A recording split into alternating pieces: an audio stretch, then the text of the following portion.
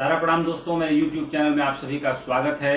जैसा कि चारों तरफ से केंद्र सरकार पर यह दबाव बन रहा है कि अर्थव्यवस्था में गति लाने के लिए स्टिमुलस पैकेज तुरंत से तुरंत देने की दिशा में सरकार को पहल करनी चाहिए। खबर ये आ रही है कि बहुत जल्द ही प्रधानमंत्री ने लगातार वित्त मंत्री निर्मला सीतारमण, गृह मंत्री अमित शाह, रक्षा मंत्री राजनाथ सिंह और तमाम जो सीसीएस के मेंबर हैं और जो जरूरी मंत्रालय देख रहे मंत्री हैं, सबके साथ कई दौर की बैठकें पिछले 2-3 दिनों में उन्होंने संपन्न की हैं। और चर्चा ये है कि करीब 4.5 लाख से 5 लाख करोड़ का स्टिमुलस पैकेज आने वाले 1-2 दिनों के अंदर घोषित किया जा सकता है, या हो सकता है उसको घोषित करने में 1 वीक का भी समय लग जाए। लेकिन इस बात पर सहमति बनी है कि प्रधानमंत्री मोदी ने अर्थव्यवस्था में जोरदार गति लाने के लिए जो वित्तीय पैकेज की घोषणा करनी थी, उस पर पूरी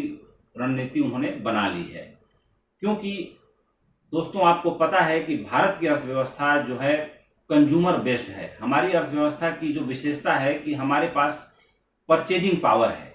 और परचेजिंग पावर इस समय शून्य हो गई है, यानी डिमांड शून्य हो गई है। क्योंकि संपूर्ण लॉकडाउन के दौरान 40-50 करोड़ लोग घर में बैठ गए हैं जो रोज खाते और कमाते थे,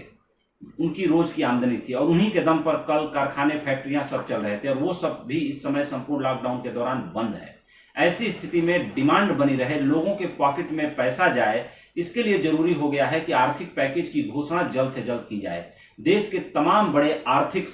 विशेषज्ञों ने और जो है अर्थशास्त्रियों ने सरकार पर सब तरफ से दबाव बनाया है, अपोजिशन की तरफ से भी दबाव बना है कि सरकार इसमें देरी न करे, नहीं तो अर्थव्यवस्था को खासा नुकसान हो सकता है। ऐसी स्थिति में प्रधानमंत्री ने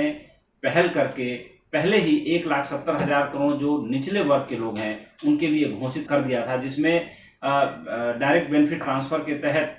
जनधन खातों में पैसे ट्रांसफर किए गए थे, बुजुर्गों को पैसे दिए गए थे, और तमाम ऐसे जो वंचित लोग हैं उनको भी पैसे देने का काम किया गया था। अब जरूरी ये है कि जो जिन लोगों की नौकरियां गई हैं, जो लघु और मध्यम उद्योग हैं, और जिस तरीके से तमाम ऐसे बैंक्स हैं, ऐसे वित्तीय संस्थान हैं, उनको भी लिक्विडिटी दी जाए ताकि वो आगे लोन दे सकें, आगे फाइनेंस मुहैया करा सकें, जिससे कि पूरी अर्थव्यवस्था का पहिया जो रुक गया है वो आगे बढ़ सके। ऐसी स्थिति में जब ये आर्थिक पैकेज की घोषणा होगी तो पूरे देश को उम्मीद है, अर्थशास्त्रियों को भी उम्मीद है कि अर्थव्यवस्था काफी हद तक चलायमान हो जाएगी। तो हम इंतजार करते हैं कि जल्द से जल्द आर्थिक पैकेज किस रूप में आता है, और 4 लाख 5 लाख रुपए तक ही, लाख करोड़ रुपए तक ही आता है, या इससे ऊपर आता है। अगर इससे ऊपर आता है तो बहुत अच्छी बात है, अगर इतना ही आता है तो भी अर्थव्यवस्था के लिए एक संजीवनी का काम करेगा। तो दोस्तों, आर्थिक मुद्दों पर आज इतना ही, फिर आगे बात करेंगे।